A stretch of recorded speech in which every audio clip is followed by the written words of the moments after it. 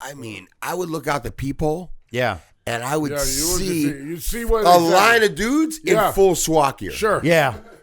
And I'd hear them, 4, 3, we're going in, 2, 1. And I remember a couple times, I just was like, fuck it. I threw the door open. Right. Yeah. And there's nobody in the hallway. Yep. And I closed it, and I thought for sure they're jumping into the rooms whenever I open the door. Yeah. Yeah. And when I close the door, they're back out there. Yeah. And I thought, and I start playing this game like they're jumping in and out. They're hiding from me. But listen, dude, I was in Santa Monica, and I had like maybe 17, 18 months clean. Right. I was living up on 7th and California. Right below Montana. By the church? Yeah. That nice place. Yeah, by St. Monica. I used to live over there too. Yeah. So I had a place there, bro, and this is like this is 2000. Right. I want to say 2011. Yeah. And I was doing well. I had gotten into a nice apartment. I had some time clean. I'm building Young and Reckless. I relapse, right? And that relapse takes me down, bro. Right. Yeah. But on the way down, I remember I had been up for like maybe 4 or 5 days. And my living room faced the street. Right. And I was about maybe 100 yards from the intersection of California and 7th, all right? And this is the north side of Santa Monica, right below Montana. Jane Fonda lives like 5 blocks out. I'm in a beautiful apartment. Every time I come home and leave, people are looking at me like, who is this guy? Yeah. And I've been up, and I'm looking out the windows, and in every car, and it's like 11 o'clock at night. In every car, there's people in the car looking at me. And I'm like, now all the windows and all the apartments, there's people like peeking out, looking, and like the whole street's looking at me, right? I'm so high that I start seeing like the streets closed off, and they've got like those little blinking yellow light stands. Yeah.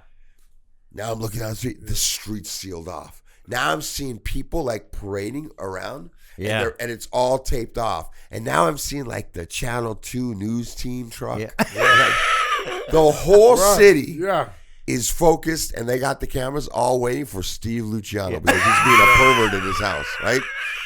That's news channel, SWAT. I mean, that's fucked up, right? Yeah, bro. Fuck.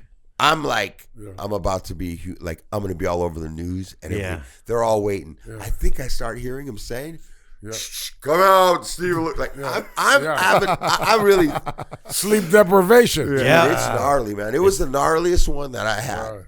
And so I'm like, all right, I'm just going to go give myself up. I'm going to turn myself in. Yeah. So I go into my room. I fucking put on some underarm deodorant. I put on brand new socks. Brand new pants. Brand new tennis shoes. Brand new t-shirt, right? I have some cash on me. I shove it in my pocket. I put on a North Face jacket and a Raiders cap. And I'm like, if I'm going to go down to the county, at least I'm going to have this jacket. It's going to keep me warm until they take it from me, right? The holding cell. I'm going to have brand new shoes that I get to keep. I got money on my books. Right. I'm making sure I got everything right. And I'm like, all right. I smoke. I open up my front door, and I come off my front door steps like this, backing down. No way. Backwards. I got nothing. I'm looking. And I'm standing in front of my apartment. It's like now 2 o'clock in the morning. And I'm going, I don't have any gun on me. I'm not armed. Yeah. So take me in. Yeah. I'm like, do you want me to? And I go and I get down on my knees. Yeah. Because I'm thinking they're telling me to get down. I'm looking at these cars. There's people in all these cars. Detectives in the cars. Surveillance guys. And I remember, and I'm on my knees, and my pants are starting to soak. Get wet from the dew on the grass. I'm like, and slowly, like, I'm starting to come down a little bit. And like, like, where, I don't know how long I'd been frozen. My arms are getting tight. I'm like, fuck it, they're going to shoot me. But I'm putting my fucking arms down. And I'm like, and as I get up and I look over to the car, I realize there's nobody in this one car. That I was sure there was like 4 people in there watching with cameras. It's empty. Dude, I start looking around, and like all the things that I think I'm seeing as I'm walking up to them, they're not what I think I'm seeing, right? Yeah. And as I'm going to the street and these blinking lights, there was like 2 of these things because there was like a hole in the street. There's no trucks. There's no cameras. There's no nobody. There's just a little old lady like watching me the whole time, dude. Like, what the fuck is this going on?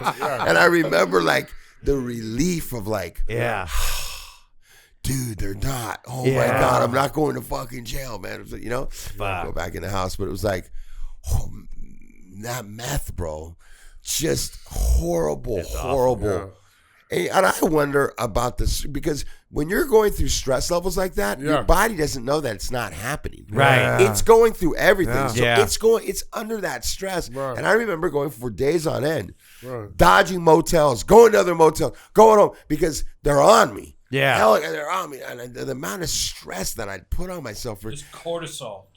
Oh God, man! And then not giving yourself any water or liquids. Yeah. Just like all of it on top is like, yeah, man. That shit. The worst shit was really meth. Was really like the worst. It's the fucking. experience. Dude, the worst. It's crazy, bro. It's fucking crazy. That drug is the. It's the devil. I mean, the fentanyl shit's killing everybody, but the meth is the shit that creates the biggest fucking monsters. You know what I mean? Like.